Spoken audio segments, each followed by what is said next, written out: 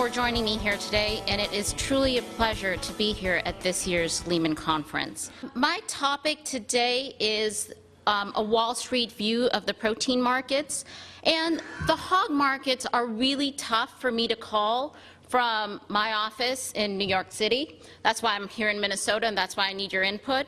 But as an equity analyst, one of the advantages we do have is we get to see the leading players in the industry formulate strategy and put their strategies into action. But as investors, we also get to learn from their successes and their failures. And this morning, my goal is to share some of the learnings we've seen over the last 10, 15 years on the street. Now, the equity markets have been volatile over the last decade, largely because GDP growth has been variable. You just saw in the last year or so that we had a downturn, but the government stimulus that helped consumers buy houses and buy cars helped pick up GDP, and you saw the S&P 500 rally from a low of 600 to 700 all the way up to 1,200. But the markets over the last few months have been kind of choppy, and the reason is because the consumer is still quite weak, and you can see that by that red line. The consumer indexes aren't looking that good. So now what the market's trying to figure out is if international growth, increased capital expenditures, or maybe somehow another government program can pick up that GDP growth and pick up that market growth again. Now, our belief when we were talking about our stocks is that the markets are going to be choppy for the next several quarters. Like the stock market, hog markets have been tough to predict. Now, I'm not going to stand up here in a room full of hog farmers and try and predict hog prices, but we'll simply leave it that we're really pleased to see hog prices where they are, and we have a buy recommendation on Smithfield Foods, and that sort of highlights our view about the future profitability of the hog industry. One thing as equity analysts, we don't only look at hogs, we get to look across the spectrum. And one thing that I think is important to watch for the direction of hog prices is chicken prices. And here's a chart of leg quarter prices over the last few years. Now, you'll see that there's a significant amount of variability, and in reality, there's even more variability because this is just the quoted price, and the traded price varies even more than that. And Americans prefer white meat, but 40% of the chicken is dark meat. And a lot of that dark meat is exported.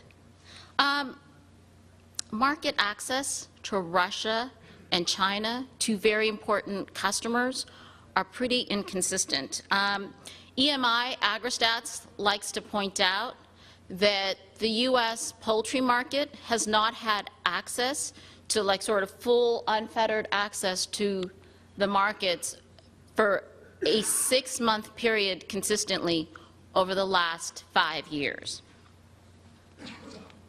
Now, when we don't have access to the export markets, the dark meat backs up onto the U.S. market, and it impacts the price of all proteins. Now, cattle prices have vacillated quite a bit over the last few years as well, but actually they've surprised us. They've held up quite well in the recession, and we would put 3 reasons for this. One is tight supply, the second is excellent exports, and the third is really retailers. Retailers were quite concerned about the demand for beef, particularly high-priced beef, as the consumer is quite weak. So what they did was they chose to margin up beef less and offer the consumer some pretty attractive prices on beef. And as a result, demand has held up quite well in the downturn and has helped support packer margins and cattle prices. Grain prices. Now, corn would be a whole lot more affordable for the hog industry if every pound of pork had a 46-cent tax credit similar to ethanol. But the variability in grain prices has really decimated protein sector overall over the last 2 years. So what we're watching right now is the discipline amongst the protein producers in terms of the recent rise in grain prices. Now, a lot of you might have seen me out there, and I was stopping off at different booths, and the first thing I was asking was, do you see increases going on in the hog sector? We're not seeing it in hogs, we're not seeing it in cattle, but we certainly are seeing it in poultry. Now, protein stocks have been pretty poor investments over the last 5 years. PPC's average annual return was minus 29%. Smithfield was negative 12%. Tyson was minus 1%. Sanderson Farms, which is a very well-run chicken company, produced a 4% return. Minnesota-based Hormel Foods was one of the best performing food stocks at a plus 9% total return. Given the unpredictability of protein prices, the volatility of grain costs, and the poor long-term returns that protein stocks have delivered for investors, protein stocks are now considered trading stocks. They are not investments. And so there's limited investor support for them, and therefore you're going to see more volatility in the names overall. And particularly, you'll notice the slope of Smithfield stock price is flat and at times negative. We would note that while U.S. public market investors haven't been overly enamored with the U.S. protein sector, Brazilian companies are gobbling up U.S. meat assets. In the last 20 years, JBS and Marfrig have gone from being small, local butcher shops to being global protein powerhouses. JBS is now the largest beef company in the world and the #2 protein company in the U.S. behind Tyson. And they built that position by buying Smithfield beef, Five Rivers cattle operations. Also, they bought Swift, and they now own 64% of Pilgrim's Pride, the #2 chicken company. And JBS management has openly said they would like to build their position in pork via purchases of hog farms and processing plants. Marfrig's acquisitions have been more focused outside of the U.S., but they certainly got the industry's attention when earlier this year they bought Keystone Foods, which is a key supplier to McDonald's. Now, given the volatility in protein earnings, it's often difficult to figure out exactly what the price paid for the assets are on an EV to EBITDA basis. So our group at Stevens, what we try and do is say, okay, what is normalized earnings or sort of mid-cycle earnings for these businesses? And generally, based on recent transactions, the assets are selling for about 7 to 8 times normalized EBITDA. Now, JBS and Marfrig are seeking to become global protein producers because the companies feel that geographic diversification helps reduce the risk from disease, weather, local economic, and political issues. They also are seeking to diversify across protein. You're seeing both of them have beef, chicken, and pork assets, and they're trying to go up the value chain and do more further processed items. The two companies are taking best practices in one region and putting it to work in other regions. And to a large degree, JBS and Marfrig are simply following their customers who are increasingly becoming global, such as McDonald's and Walmart. Now, JBS and Marfrig have been advantaged because they enjoy very, very strong support from the BNDES, the Brazilian National Development Bank, and their stocks trade at a higher multiple on the Bolsa versus here in the U.S., the U.S. protein stocks on the NYSE. Now, best-in-class protein companies in Brazil or the U.S. tend to have 5 items in common: a strong balance sheet, best cost producer, well-defined risk management, clear growth strategies, and good communication. Hormel and Sanderson, the 2 companies that actually managed to produce positive returns over the last 5 years, have a policy of keeping leverage low and keeping their balance sheets conservative. Meanwhile, both Tyson and Smithfield tend to have higher leverage, and both were forced to do equity offerings and debt deals at suboptimal levels and timing.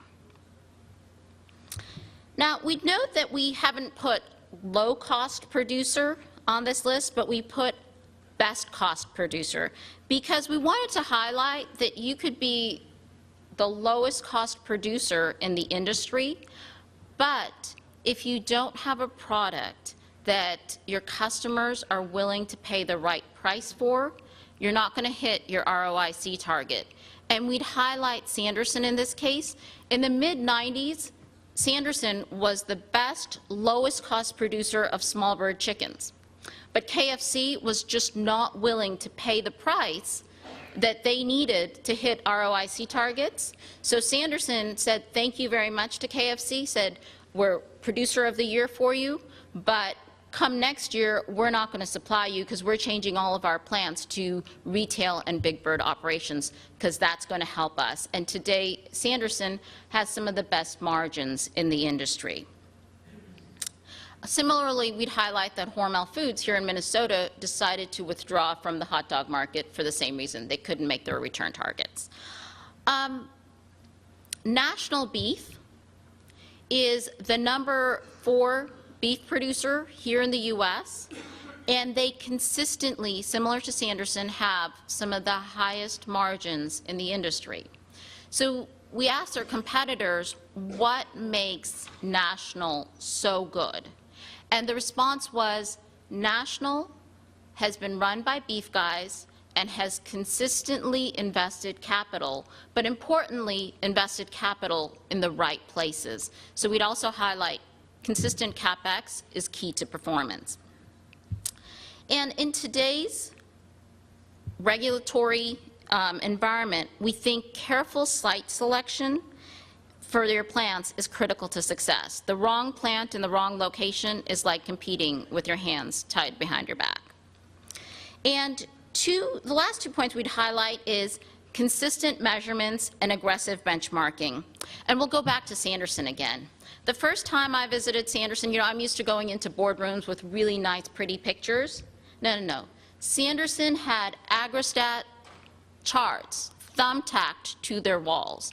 And every single week, their entire senior management team goes through those charts and benchmarks each plant against the industry. And that's one of the reasons their plants are consistently some of the best there are.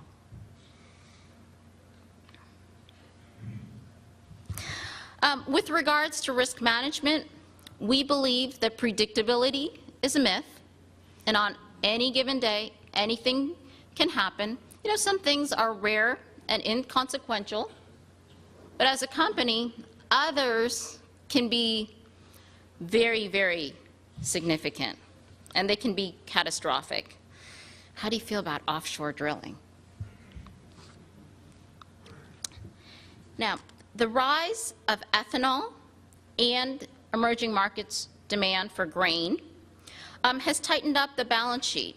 And there's a direct link between oil, sugar, and grain prices, which means increased volatility of input costs. We think there's 5 parts to a well-defined risk management strategy. We think you have to identify and assess your risks and know what you're hedging. We'd highlight Aventine and Verisun, which during the spike in grain prices in 07 and 08 were actively purchasing corn. They thought they were hedging. The only problem is they didn't sell the ethanol on the other side. So when corn prices dropped, so did ethanol prices, and they were stuck with a cost-revenue mismatch, and the two companies eventually went into bankruptcy.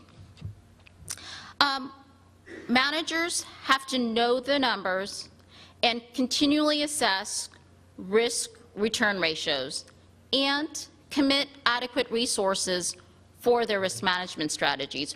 Remember, Pilgrim's Pride declared bankruptcy because of a cash crunch, because they couldn't meet their margin calls on their corn contracts. And companies have to continually reassess risk. Volatility and variability is a new norm.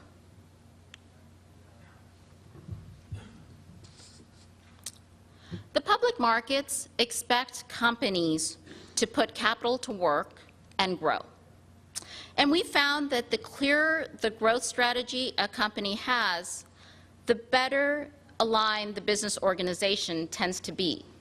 And the companies with clear direction have more disciplined execution across the organization. Now, capital is getting tighter given the recent credit crunch. And so we found that companies are becoming much more focused on how to allocate that capital and are seeking to prioritize their best return projects. And an example of this is you just recently saw Smithfield divest their Butterball turkey operations, not because it was losing money, but just because they didn't see a path that could easily get them to get Butterball to hit ROIC targets. Now, as a sell-side equity analyst, one of our jobs is to help communicate the company's messages to investors. And companies with strong communication programs have better valuations and tend to have less volatility in their stock prices. Now, the key aspects to a good communication program is to define your stakeholders and be sure to share with them both successes and failures, and to be consistent and regular in your communication with your stakeholders, because that's critical to establishing credibility. Now I'd like to move on to the final portion of my talk, in which I want to highlight 6 factors that we believe are going to shape the protein industry, namely consolidation, environment and animal welfare, population growth, GDP growth, and global trade. Protein producers have consolidated over the last few decades. And with the rise of Walmart, retailers have also experienced significant consolidation. The net result is retailers have greater share of power and a greater share of profitability. And you can see that where from 1971, the farm share, which is in blue, and the processor share, which is in red, has been fairly consistent. But you can see the retailer's share, which is in yellow, has expanded quite nicely. While this might not be a popular view here, and certainly it's not a very popular view in Washington, we believe there needs to be greater consolidation in the protein industry. We believe that larger companies have scale, they can afford to implement new technologies, they have greater access to capital. And we think that the generational transition that's going on in agribusiness can help facilitate this transition. Now, the environment and animal welfare. The suburban consumer is a green consumer. Clean water, clean air is important to them. Now, many of you are probably already working with your customers to help them meet their goals for environment, animal welfare, and sustainability. We know that natural and organic products have done quite well in the economic downturn, and this is because the more affluent consumer has faced less of a crunch than your value consumer.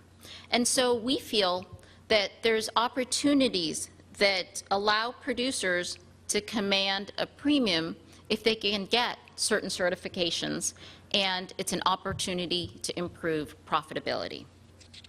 So green initiatives can be a positive. Perhaps more than any other protein sector, the egg industry has been subject to significant environmental pressures. I'd highlight the cage issues they faced and Proposition 2. While environmental issues can seem like a challenge, they can actually benefit profitability. We'd highlight that the best performing protein stock has been Cal-Maine Foods. This Mississippi egg producer has benefited from a very good consolidation program.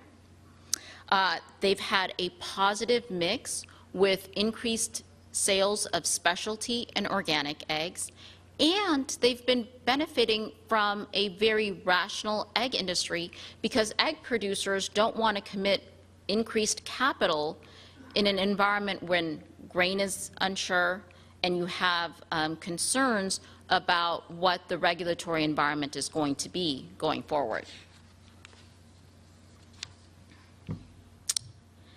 In terms of growth for the protein sector, the two key factors for demand growth are going to be population and income. The U.S. population is growing about 1% a year. And see, this is part of my pictures that I put in. The black swan is sort of casting a shadow over the U.S. economy. You've had GDP come off of its 2009 lows, but it's still only growing at sort of a lackluster 2% or so. And U.S. unemployment continues to hover around that 10% level, and it's expected to stay there for a while. This implies that per capita consumption for beef, pork, and poultry will likely be relatively flat. And so the key to growth here in the U.S. is going to be innovation. And we'd like to highlight Minnesota-based Hormel Foods. I don't know if you've been in the pepperoni aisle lately when you went to the grocery store, but do visit it. I think Hormel has done a terrific job of creating new needs and coming up with products that can help solve consumers' desire to eat protein on the go and margin up their protein products. So do check out what Hormel has been doing. Now, exports have been and will continue to be a source of growth for protein companies. Exports now account for 20% of U.S. pork production, up from 6 to 7% in 2000. Now, the U.S. is well positioned to compete on the global field. We have an ample grain supply, good infrastructure, and we have access to great agribusiness practices and cutting-edge technology. The U.S. has about 27% of the global protein market, and we expect the U.S. to remain a pretty significant player, with Brazil the key competitor. It'll likely come as no surprise to you that the fastest growing economy from 1990 to 2007 was China. But I'd note that many parts of Asia, Africa, and South America have also experienced good growth. The green on this screen is, to us, more customers for U.S. protein. Now, economic growth should be taken in context with population growth. And the chart on this page, this map, is scaled for population expectations in the year 2050. I mean, you can see China stands out as a great opportunity because they have both economic growth and population growth, and by the way, they really love pork. We would highlight that India, the Middle East, and East Africa are also great opportunities for U.S. protein. Today, Russia is one of the largest customers for U.S. protein. The country has a strong desire to be self-sufficient. While it's facing grain issues right now, longer term, we'd expect Russia to be a smaller customer of U.S. protein. Not only are the populations in the emerging markets growing and the economies are increasing, but also the populations are getting more urban, which we think is a positive for U.S. protein companies, because when you have greater concentration of population, it facilitates the growth of retail trade and infrastructure. And U.S. protein needs to be sold overseas in a frozen format, and so the greater infrastructure helps facilitate protein exports. While there's several positives to trade, there's also risks. Foreign markets are often the first to close at even a hint of disease issues, and they often take a long time to reopen. We'd highlight that China is still not open to U.S. beef, despite the fact that BSE was first discovered in 2003 here in the U.S. The fear of bird flu significantly has dented U.S. poultry exports over time, and you guys are all too familiar with the H1N1 virus. Protein companies are also often caught in the center of political issues between the U.S. and its trading partners. We'd note the recent restrictions that Russia has put on pork and poultry. I mean, there was a war in Georgia, and my protein stocks took a hit. That's how direct the link is. And the Chinese put tariffs on U.S. poultry following a trade tiff the U.S. had on tires. Now, we asked one of our consultants down in D.C., why are proteins always the center of trade issues? And they highlighted to us that one, versus grain, which is far more free-flowing. They said, one, grain trade is far more established in terms of its started in the 70s, whereas protein trades has been really more the last 10 to 20 years. The second thing they highlighted was that the trade organizations in grain are far, far stronger than the trade organizations that protein producers have. And the third reason is because governments are foreign governments are more comfortable buying grain than proteins because they can store it. And they can create strategic reserves at relatively low cost. It doesn't have to be frozen. And that makes them more comfortable buying grain. Now, going forward, I think one of the best things the protein industry can do is strengthen their trade organizations. I'd highlight that the National Chicken Council did a particularly good job this summer of getting poultry on the front burner when the Russian president came over and helped solve the Russian trade tiff on poultry. Our view is that the key to mitigating the trade risk is diversification. Again, going back to JBS and Marfrig, Brazil has had its share of disease issues and politics, and what these companies are trying to do is create global platforms so that when they have trade issues between one set of suppliers and one set of customers, they can match up orders from other geographies. That has some. It's still in the works. I mean, clearly there's production differences, demand differences from one geography to another, but the platform is still being worked out, and I think has merit.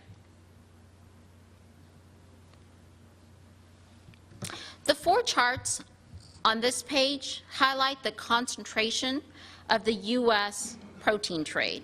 The top 5 customers of U.S. pork purchase 80% of the industry's exports.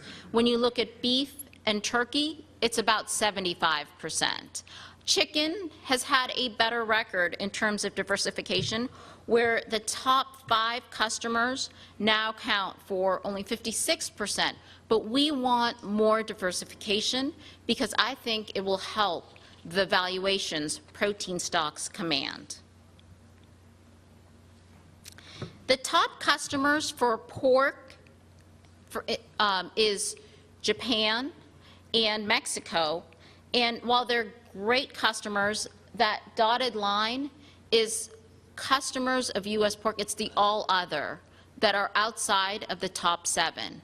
We think it'd be great for the U.S. pork industry if someday that dotted line is the top line, because that means you've actually got more diversification.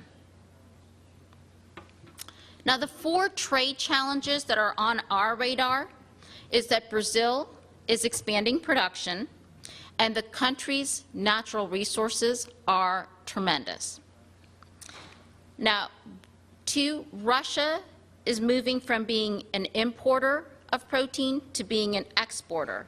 Now, after its near-term grain issues, longer term, Russia will become one of our greatest competitors. 3, the WTO Doha round of trade negotiations has stalled. There's going to be no deal in 2010. As a result, many countries are negotiating bilateral agreements. The U.S.